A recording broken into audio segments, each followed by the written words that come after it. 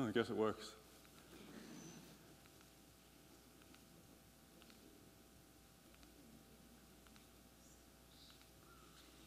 I know, right? So cute.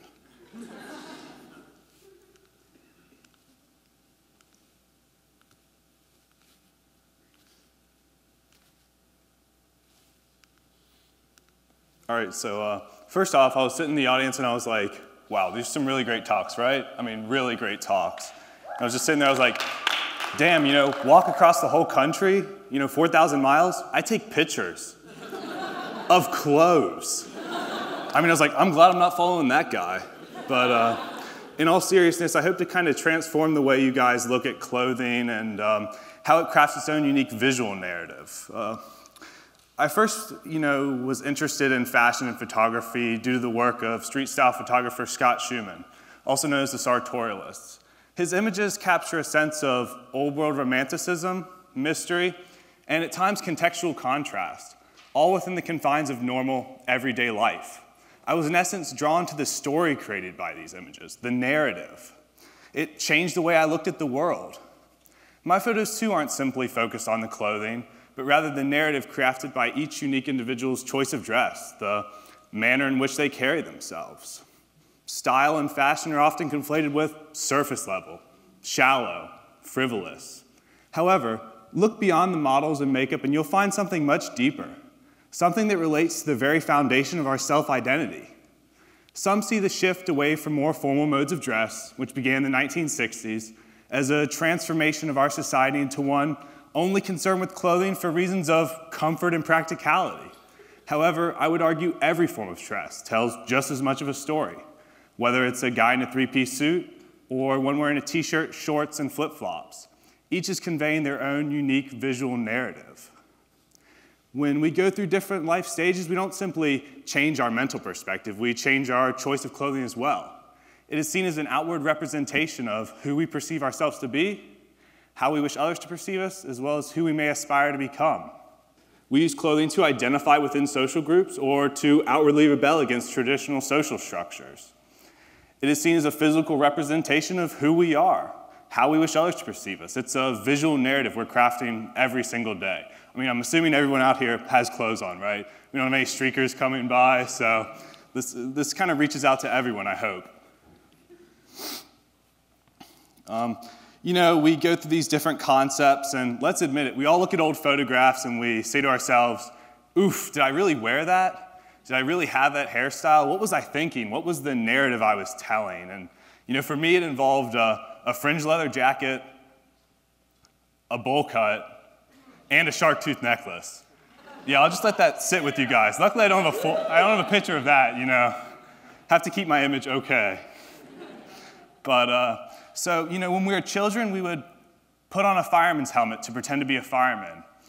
We would play dress up in our parents' clothes when dreaming of being an adult. We use clothing and personal style to craft a visual narrative throughout every stage of life. In the words of Bill Cunningham, the famous street style photographer for the New York Times, fashion is the armor to survive the reality of everyday life. I don't think you could do away with it. It would be like doing away with civilization. This statement really captures the role of clothing and fashion in our society from a sociological perspective. So you might be sitting there asking, why do I care about crafting this visual narrative? Why does it matter? I just want to be comfortable, right? I mean, all right, so we'll start first with first impressions. Before you have the chance to utter a single word, a person whom with you're meeting for the first time's already formed an initial opinion of you.